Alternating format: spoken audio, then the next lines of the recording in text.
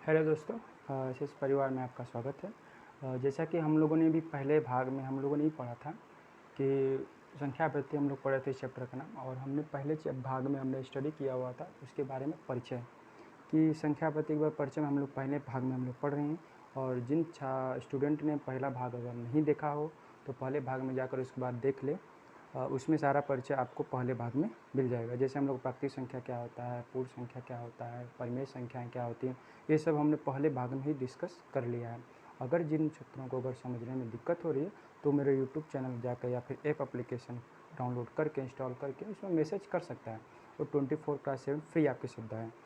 अब हम आते हैं भाग 2 डिस्कस करेंगे 1.1। जैसा कि हमने एक बोर्ड पे क्वेश्चन लिया हुआ है कि 1 और 2 के बीच में परिमेय संख्याएं ज्ञात करना। और परिमेय संख्या हम लोग पहले ही पढ़ चुके हैं कि परिमेय संख्याएं वह होती हैं जो P/Q के रूप में व्यक्त की जा सकती हैं, उसे हम लोग क्या कहते हैं, परिमेय संख्याएं।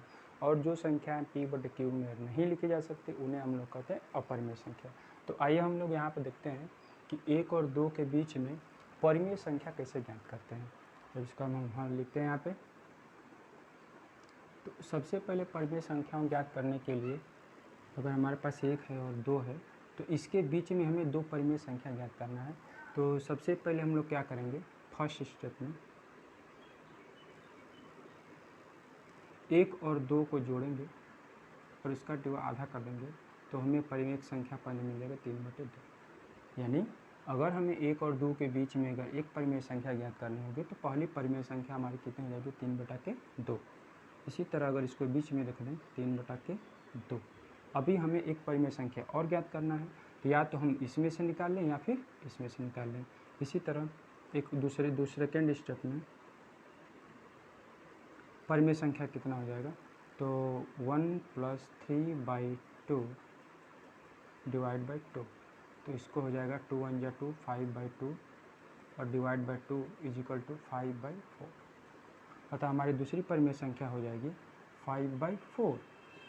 अतः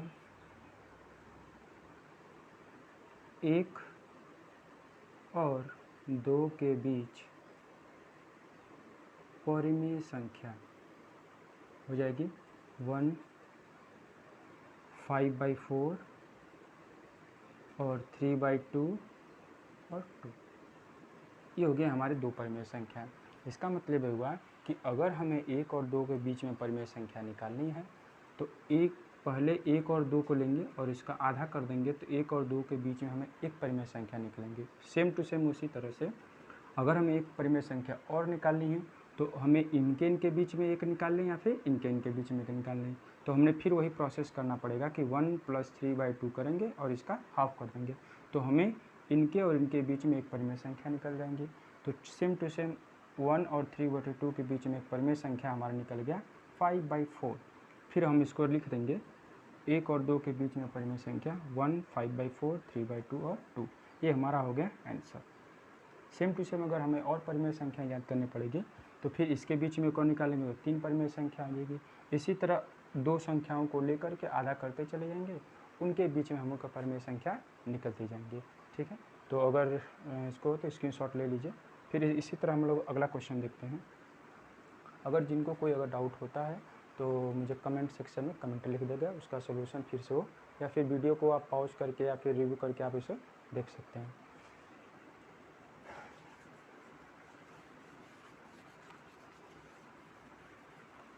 इसी तरह अगर क्वेश्चन नंबर 2 लेते हैं हम लोग, 3 और 4 के बीच में 6 परिमेय संख्या ज्ञात करना।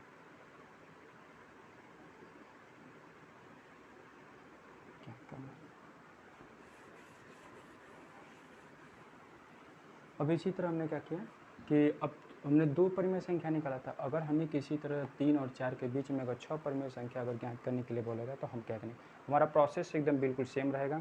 दो संख्याओं के बीच में अगर परिमेय संख्या निकालना है तो दोनों को जोड़ेंगे और उसको आधा कर देंगे, हम उसका आराम से उसको निकाल सकते हैं। तो अभी पहला करें हम लोग उसी तरह अपना प्रोसेस। ये प्रोसेस एकदम बिल्कुल सिंपल है और सटीक है। इसे जिसको आता है वो भी कर लेगा और जिसको नहीं आता है वो भी कर लेगा। इसको सीखना बहुत आसान होता है। देखते हैं 3 और 4। हमें कितनी परिमेय संख्या निकालनी? 6। तो 1 2 3 4 5 6, हमें 6 परिमेय संख्याएं इनके मध्य में लिखनी है। तो सबसे पहले तो हमारा पहला प्रोसेस हो जाएगा, लिखेंगे यहाँ पे पहली परिमेय संख्या।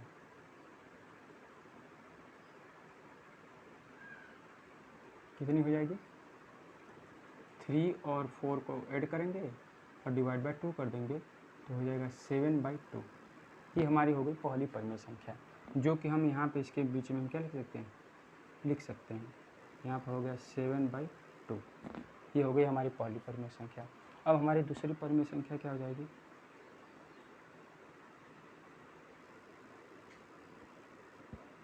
दूसरी परिमेय संख्या, जैसा कि हमने बताया था कि अगर परिमेय संख्या अगर हमको निकालना है तो दो संख्याओं को लेना पड़ेगा और उनके बीच को जोड़ करके आधा कर देंगे तो हमें अगली परिमेय संख्या निकल जाएगी। तो सेम टू सेम हम क्या करेंगे, एक परिमेय संख्या इसके बीच में निकालेंगे और एक परिमेय संख्या इसके निकाल के देंगे तो एक एक संख्या इसमें से निकल जाएगी। करते हैं प्रोसेस। 3 + 7/2 डिवाइड बाई 2, तो हमारी संख्या निकल जाएगी 2 3 6 और 13/4। तो हमारी दूसरी परिमेय संख्या कितनी निकल गई? 13/4। फिर इसी तरह तीसरी परिमेय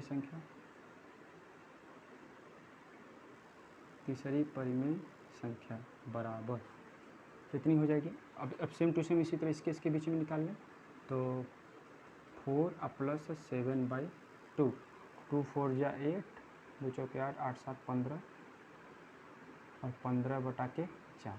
ये हो गई हमारी तीसरी परिमेय संख्या। अब क्या करेंगे, तो इसके बीच में लिख देते हैं हम। तो 3 7/2 और ये हमारी परिमेय संख्या हो जाएगी 13/4 और एक परिमेय संख्या इसके बीच में हो जाएगी 15/4 और यहाँ पे हो जाएगा 4। हमने 3 लिख दिया है और 3 परिमेय संख्या मुझे अभी और चाहिए।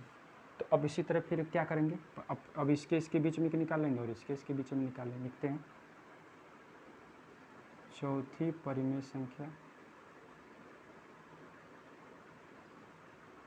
कितनी हो जाएगी, इसके बीच में निकालते हैं 3 + 30/4 डिवाइड बाई 2 = 4 3 12 25/1 और पाँचवीं परिमेय संख्या हो जाएगी हमारी 15/4 + 4 डिवाइड बाई 2 = 16 31/8। ये हो गया मैं पाँचवीं। अब इसी तरह छठवीं परिमेय संख्या कितनी हो जाएगी,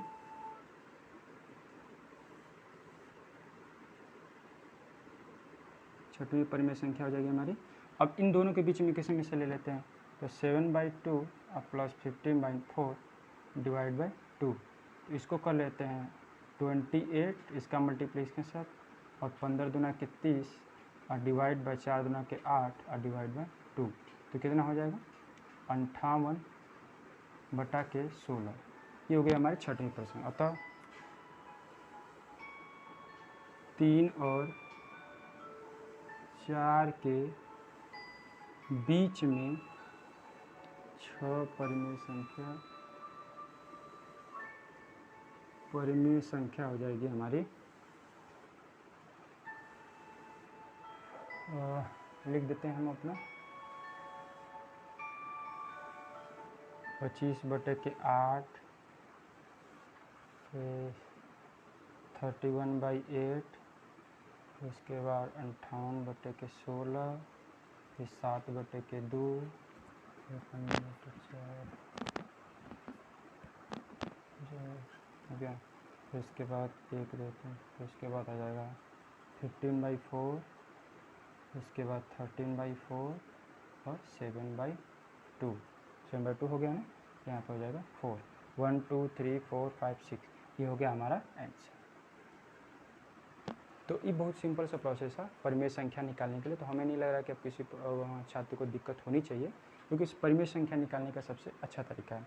इसी तरह और भी सवाल होंगे जो हम लोग कर लेंगे। तो इसका स्क्रीनशॉट ले लीजिए या फिर इसको नोट कर लीजिए।